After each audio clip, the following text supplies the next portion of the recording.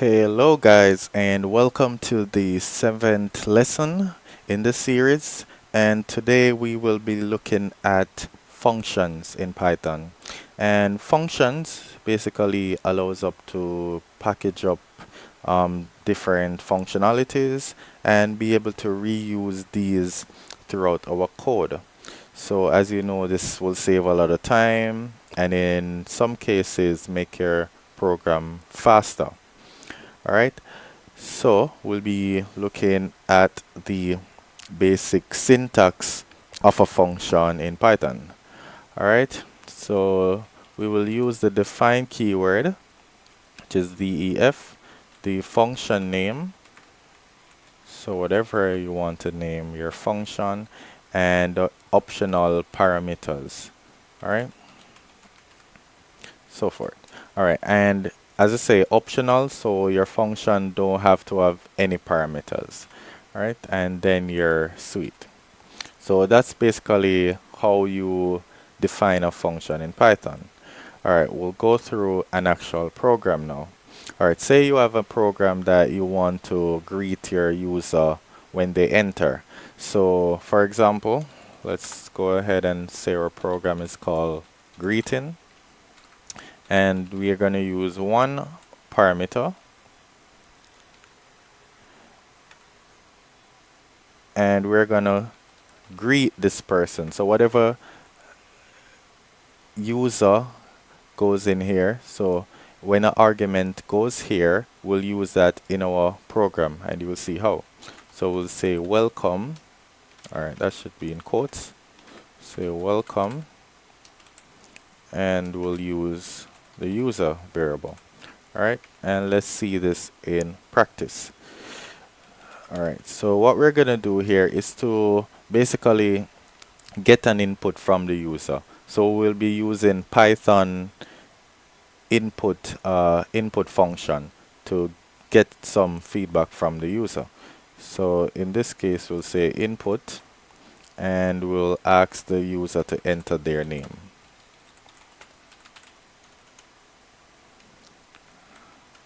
And after that, we will call the greeting, and we'll use the name parameter, the name variable. All right, so let's see this work, or hopefully work. Okay, all right. So let's run this. And you see the program asks me for my name, and I say my name is Darren, and you see it says welcome Darren. And if we should run this again, and we change the name to John, it should say welcome John, which is pretty cool, right?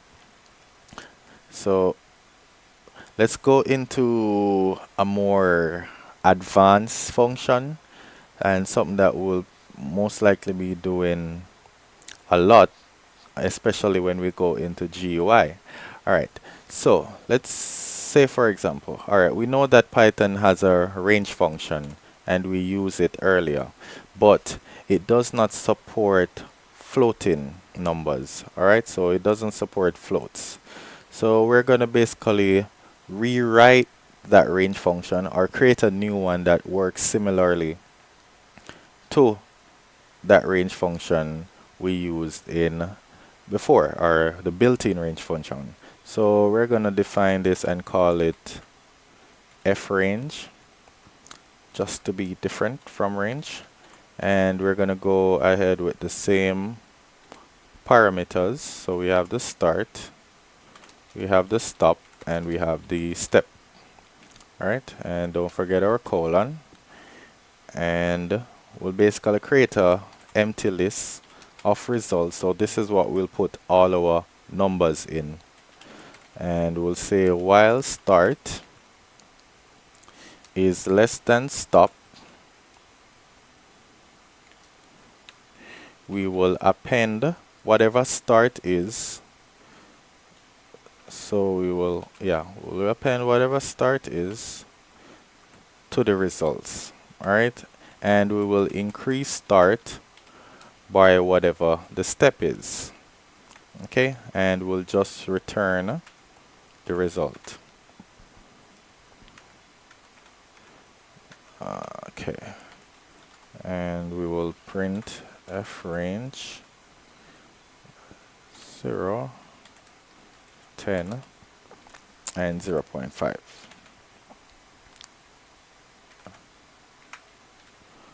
Okay, so basically what our function is doing here is that we have an empty list. We'll go through, so we'll do a while loop and we'll say while start is less than stop. We will go ahead and append start to result. We will increase that number whatever step is, and oh, we should put this over here. We'll increase that number by whatever step is, go through the while loop again. If start is still less than stop, we repeat the same process, and when it is all over, we just return this list here. Alright, so if we go ahead and run that, you will see that we get all the results that we should get. Alright, so perfect. But there's one issue right here, and is that unlike our range function in the built-in function, we cannot use one argument. So for example, if we should go ahead and say put 10, like what we did in our range function, you will see that it will crash our program because it's saying it's missing 2 arguments. So we got to fix that. Alright, so what we're going to go into is something called keyword argument. Right, so we have done positional argument already, and we have done, yeah, basically we have done positional argument and normal arguments. So we will look at the keyword arguments right now. Okay, but before we even go into keyword arguments, let's just make this function just like what we would be used to in the range function. Alright, so we will keep this. So let's put this somewhere down here. So what we're gonna do is we're gonna have something that we call a DocString.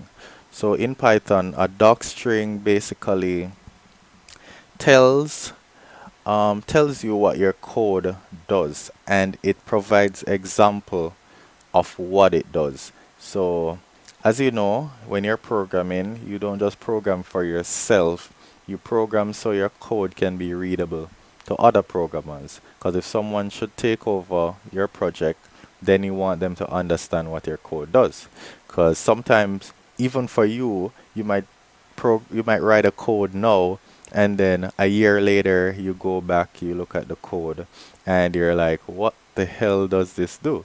And you're the one who wrote it. So imagine if someone else is reading your code. So you want to say what your code does. So let's go ahead and do just that. All right, so let's say what our code does. It returns a list of floats using a similar syntax to the built-in range function. Alright, and then we want to just provide some examples of this. So as you know, we won't be using a lot of DocString throughout this course because it takes a while, but it's really important that you know that this is something that you do, especially when creating a professional program. Alright, so you want to be able to define what your function is actually doing. Alright, so we're just going to go through this as quick as possible.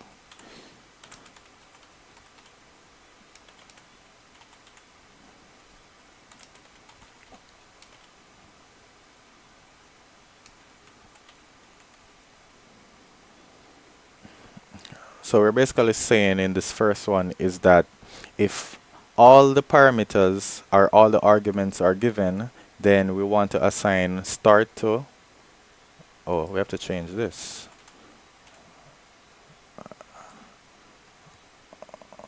arg1, and we want to default these to none. So basically it's it's basically saying that because none is an object in Python, and it's basically like a null or like nothing there, right? But we still assigning it, and this should be arg1 to equal none. Okay. Let's see. Yeah, so we're saying if all three arguments are given, we want to assign the start to argument 0, or assign argument 0 to start, and stop to argument 1 and argument 2 to step. Alright, so whatever is in here, we wanted them in this order. Alright.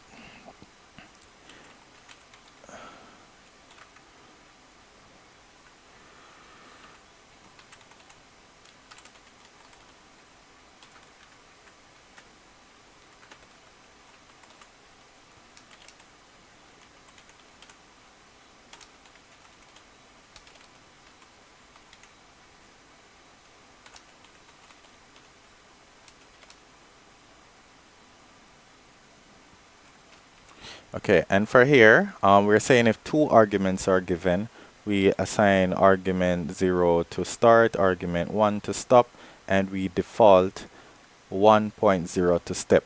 Alright, similar to what we had in the range function.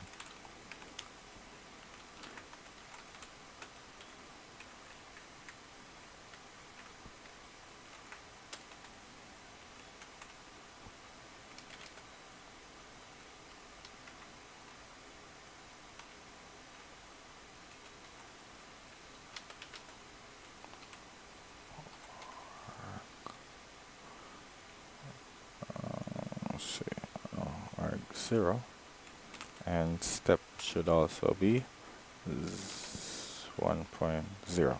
Okay, and we're saying if are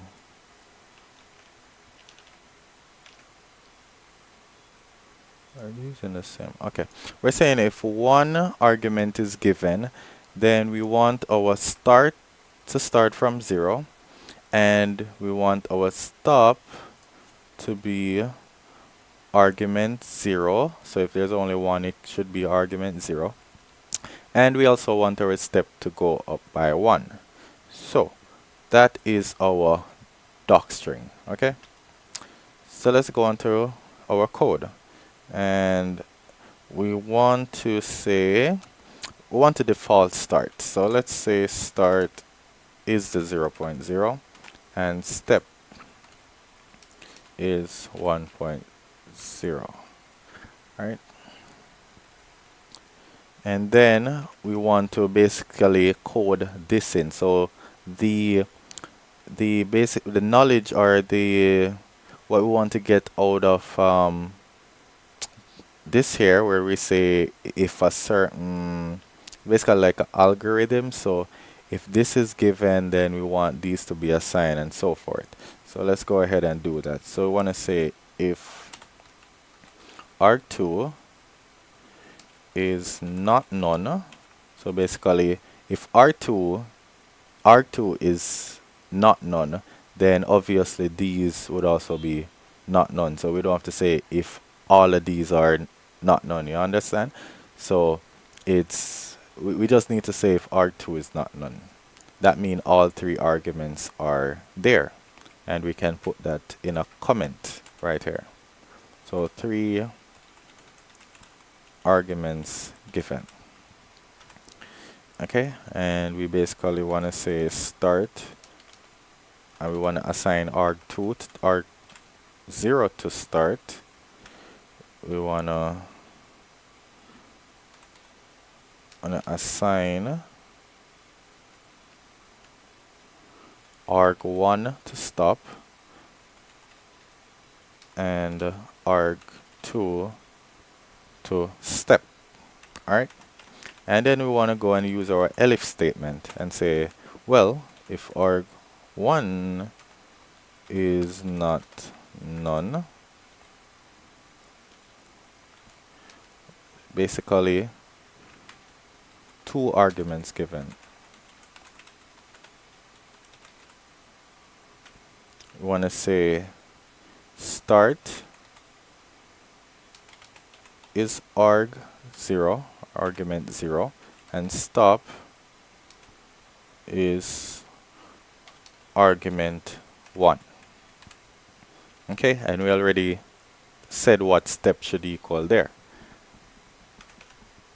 And if that's not the case either, basically one argument given, let's comment that.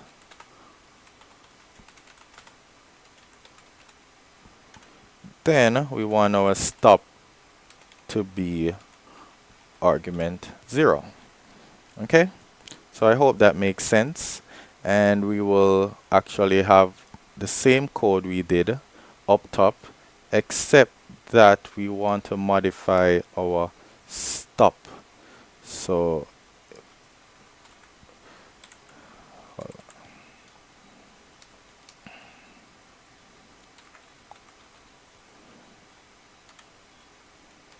zero.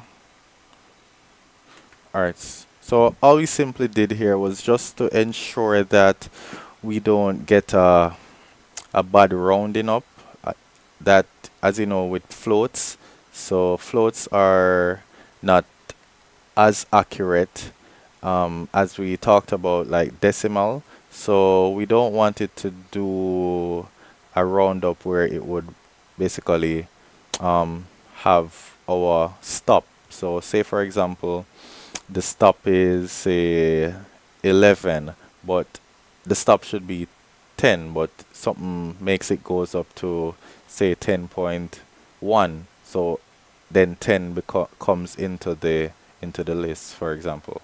So that's all we did here. All right, and let's see, everything else should be the same, and if we should go ahead and do the same thing that we did before, 10 and 1.0, R2 is not defined, really. Oh, we spelled it wrong. Okay, should work now. And we see that it actually worked. All right, now let's see if we put in one argument if it works. And we see that it still works. Perfect.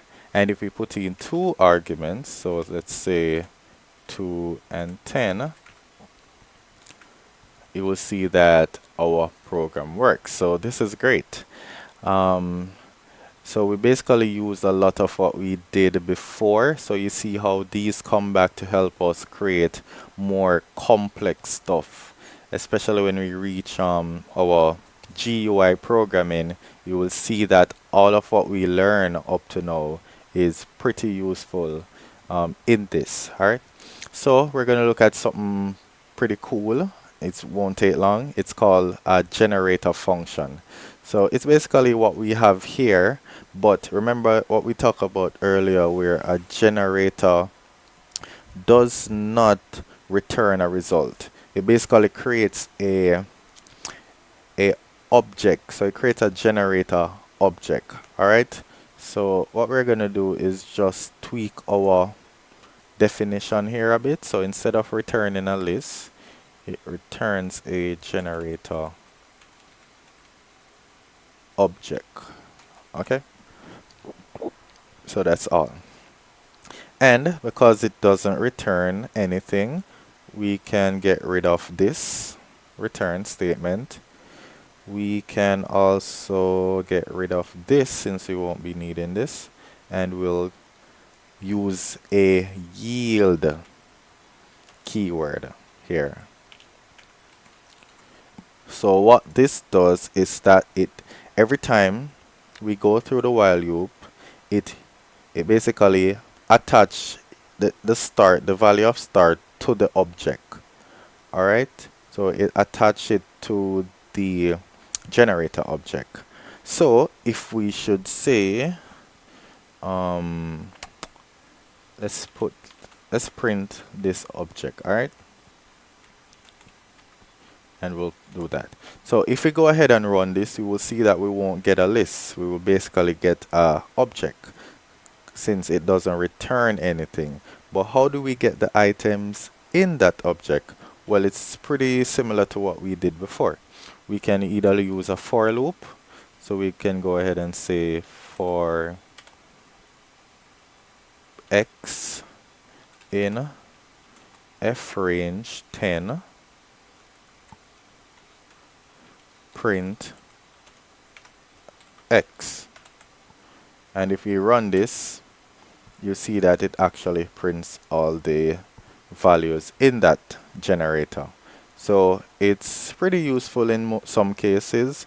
Again, a generator might be faster in most cases than a list, because unlike a list, a generator runs what we call lazily. So it doesn't use up a lot of memory.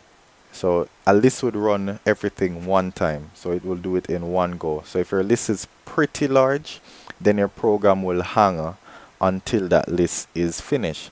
But with a generator, it does it in step. So it gives your program, other parts of your program, time to run. All right. So that's pretty much it with the generator. I won't go too much into it. Just wanted to show you. So if you do decide to use it, or if you see it in another program, you would know exactly what it does. All right. So now we're going to go into our keyword arguments. And as I mentioned earlier, we have gone through the positional argument. Um, so the keyword argument allows us to basically define a parameter. So we'll assign a value to a parameter, but not necessarily in the order that we defined it in our function. So example, there's a lot of functions out there with a lot of parameters. All right, and there are times when we just want to change one, because some of these have default values and we just want to change, say, the last one, and we don't want to put in 20 plus arguments just so we can put in the last one. So these are where keyword arguments are powerful. So let's, all right, hold on, see if we can delete this and delete. All right, so let's say we have a program that basically edits the text of users. So say the user, because you know there are user errors, right? So a user is entering a simple text and they probably put in too much space, too much. They shouldn't have put in any line breaks or anything. We can basically take that text and we can pretty much correct everything and make it look good. All right, so let's define that. Let's say call it simplify. All right, and first parameter would be the text that is entered into the program. We'll basically have a parameter that goes through the different type of spaces that we can use. So we're going to use some escape characters. These are not stuff you usually see, but in programming world they are there. So it might be invisible to the user, but they're there. So we have the space, we have the tab, we have the carriage, the return carriage. So this is when you press the enter key, and we have the line feed, and we have the form feed. So this is basically a new line, and this is like a page break per se. All right, and we'll have an empty result. We'll have an empty result list. We'll have an empty string, which will make it be a word. Then we'll say for character in text see what we're getting here. Okay. For character in text, if character, oh, we left out something here. We have a third parameter, which is delete. So in this block, anything that's in here, we will delete it from the text. So for now, we're just going to leave it with nothing to delete. All right. So if character is in delete, then we continue.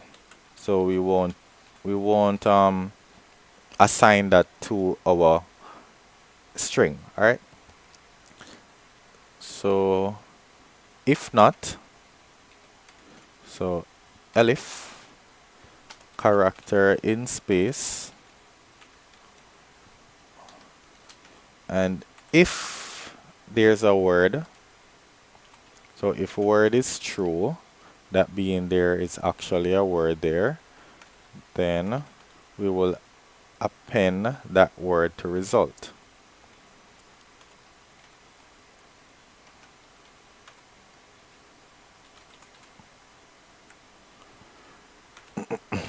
And then we'll just make that an empty string again, so we can do this all over. All right. And if not, or let's go to else. So else, we attach that character to the word. All right. And at the end of all this, if word, so again, if we do have a word, then we append that to the result list. And we simply return the list. So we return it, but we want to join all the words that we have. So all the words that we have in the result list, we want to join together, but we want to enter a simple space, so just one space. So if we have 10 words in here, then we'd have 10 words come out, but each having a space between. So we'll go ahead with a space, and we'll basically join it. So what we're saying, take each object out of the result, or take each item out of the result list and join them together using a space. That's all this is saying right here. Okay, so let's go ahead and watch this work. Let's say, for example, that we have this text here, and let's say, for example, this text, and we put in a lot of space, has too many spaces. All right, so you see how this looks. Okay, so if we should go ahead and let's see, if we should go ahead, let's assign this to some, let's print this. Okay, and if we should go ahead and run this, then simply, oh, it's simplify. Okay, so simplify. All right, so if you should go ahead and run this, then you will see this text has too many spaces, but without those extra spaces. All right, and remember what we said earlier about the keyword argument. So we can basically have two arguments and call the delete parameter, and say we want to delete all the T in this sentence. So as you know, there is also a space, but we basically ignore that because we use a keyword. So we say put this to the delete parameter, and if we should go ahead and run this, you see it takes out all the T's. So this X has many spaces, right? So you see basically what we did there, and we can even move this delete to the front of the the function call. So if we should do that, it will do this. What?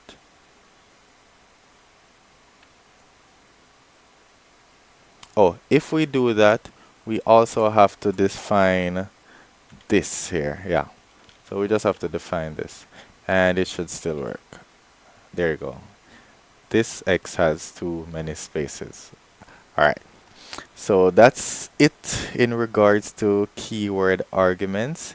Let's touch on Lambda function for a bit. And we'll just use one example here. Because again, not many programmers like Lambda function or use it.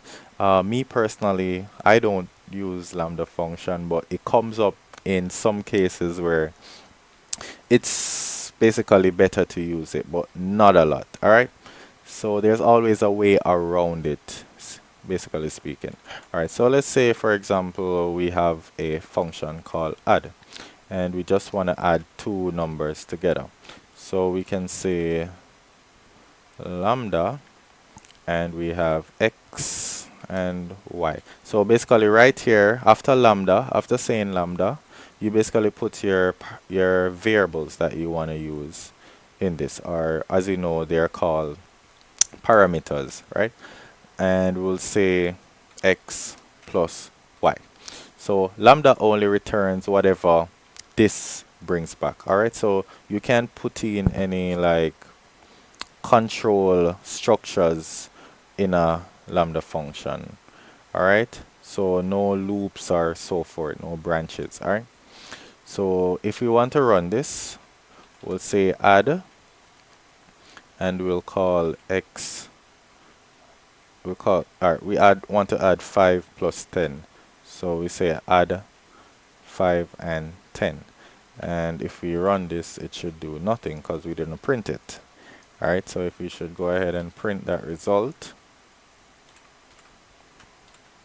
you see that it equals 15. So that's basically a lambda function. So again, we won't go too much into it. We would basically use it later down when we're doing the GUI. But again, it won't come up that much. But it's just important that you see what we're doing here, or to know it when you see it in other programs. All right. So in Python, there's something that we call a dynamic function creation. And unlike the C++ or Java, where your program starts from a specific point, and that's basically the main, in Python, your program is read from top to bottom.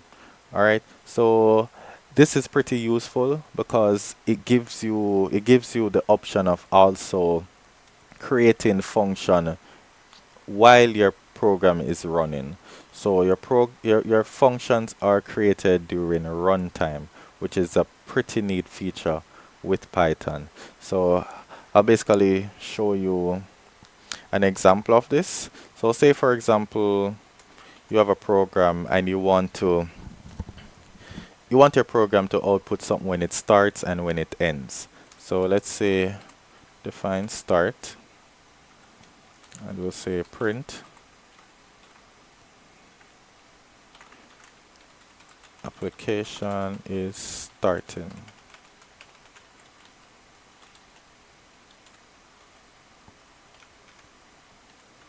And when it ends, you also want to define end. Let's use end.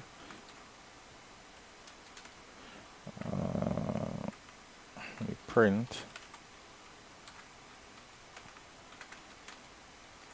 application is ending.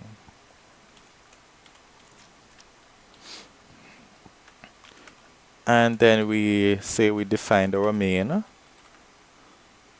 and we're going to basically put all our other functions in here. So we'll call the start method, and we'll call the end method, the end function. All right, and then we will just call our main. So as I said, Python does everything at runtime. So it basically goes here, it runs that, runs that, and have it in memory. But as you see, because these are all function, they are not called. But right here where we call main, you'll basically say, okay, main. And it goes up here and it says, oh, here's main. And it says, okay, so main should run start. And it says, okay, this is start. So it should print application is starting. So done. And then it goes to end and it says, okay, end, where's end? And it goes here and it says, okay, print application is ending. And if we should go ahead and do just that, you see it does that. Application is starting, application is ended. So this basically gives us the power of, say we have a function and the function works in our version of Python, but it does not work in another version of Python. Alright, and let's show you an example of that. So we can basically change our function so it supports different version, basically speaking. So we're going to go ahead and we're going to use our import statement, and our import keyword basically lets us pull either other functions like built-in function, or it makes we pull our own functions or our own files into the current file that we're using. All right, so we're going to go ahead and import the sys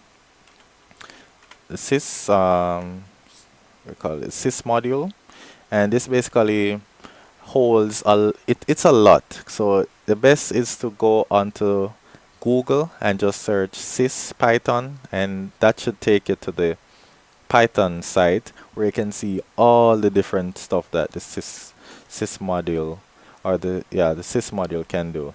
So what we're going to use the sys to do now is to check the version of Python. So let's just show you that real quick before we go any further. So if we should say sys.version info, and let's print that. Let's print this. Okay, you can see that it returns 3 for major, which means that we're using Python 3. The minor is 6, which means we're using Python 3.6, and micro is 0, which means we're using Python 3.6.0. And the release level is final. The serial, I don't really know, but I guess it's not that important to what we're doing right now. What is really important is the major and the minor. Okay, so you see what it outputs. So it basically something like a tuple. So we'll go ahead and we'll get the info that we need from it. All right. So say so since these are the two that we want, we can basically use splicing to get that info. So if we should go ahead and run this, then you see that it comes back in a tuple showing the major and the minor, which means we're using 3.6. Alright, so let's take away this print function here. And we'll basically say, let's say for example we define our start. Alright, so we say our start is print welcome to Python. So no matter which program this runs in, it will say welcome to Python.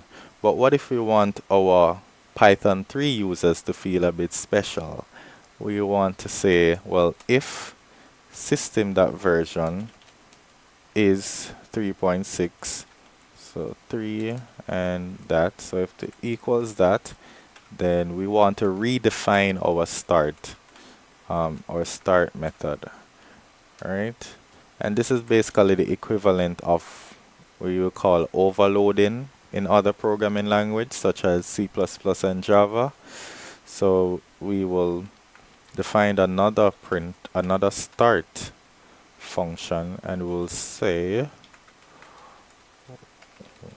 welcome to Python 3.6, and we will basically call the start. Shoot. Okay. Start. We'll call the start function, and if we run this, it should say welcome to Python 3.6 instead of just welcome to Python. So this is the beauty of how functions or how programs run in general in Python. So you can basically define and run functions during the runtime in the program. All right. Now we'll look at what we call partial function application. So the partial function application makes it so we don't have to write a lot of code for something we want to reuse for basically different stuff. So we can say, for example, we have our GUI program and we have 3 buttons. One say yes, one say no, one say cancel. We don't want to write a program that does like just to get the type of button that was pressed. So you want to say the button that was pressed was yes, or the button that was pressed was no. You can basically write one function, one big function, just to get the button name, and then we write what we call some partial functions that basically links to that other function. So let's explain this as usual using examples. All right. So we'll go ahead and we will import the func tool. Yeah, that's what it's called. Func tools. All right. And let's say we define the action and we take on the button. So we want to know which button was pressed. And this will print you press button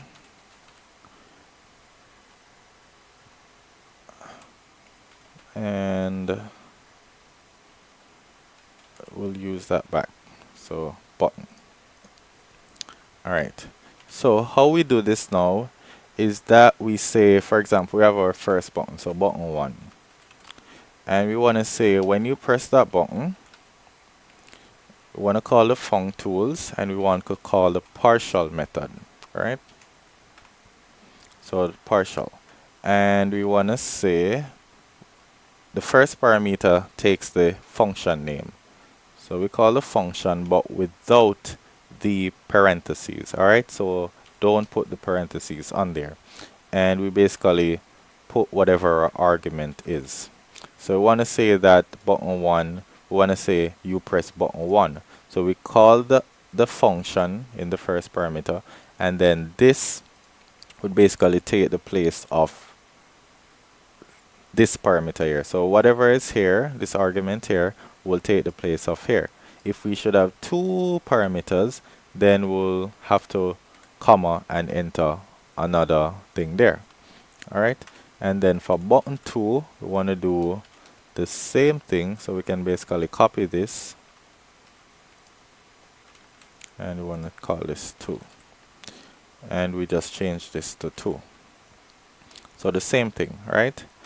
And say for example we press button 1, so we're gonna call button 1. Alright, that's a function. And if we should run this, it says you press button 1. And if we should change this to 2 and run, you should see it says you press button 2. So that's basically it on partial functions, and sorry again, and that's basically it on functions in Python. So yes, that was a lot, and functions are pretty useful. So it's suggested that you go ahead and you practice this part as much as possible, before going any further. So ensure that you're pretty comfortable with this. There's a book that is a nice book to have along with this Rapid GUI, and that's basically if you skim through Python, because as I say, I assume that you know some type of Python before coming here, because it would be smart to know the language or the basic of the language before looking at GUI. So this book here, Practical Programming, An Introduction to Computer Science Using Python 3, is a very good book to use. It would explain all the simple stuff of Python. Um, Once you go through this, you'll be pretty comfortable with the basic functionality of Python. So I really suggest you getting this book, and that is if you just started out with Python, you haven't done much with Python. It's really good that you use this book also. All right. So again, that's it on this lesson. Please practice before going on to the other lesson. So I hope you learned a lot today, and you will use this to start even creating, well, non-GUI program, because with the knowledge you have, you can basically go ahead and make some small programs and run them. So I'll look for you in our next lesson. Thanks for watching.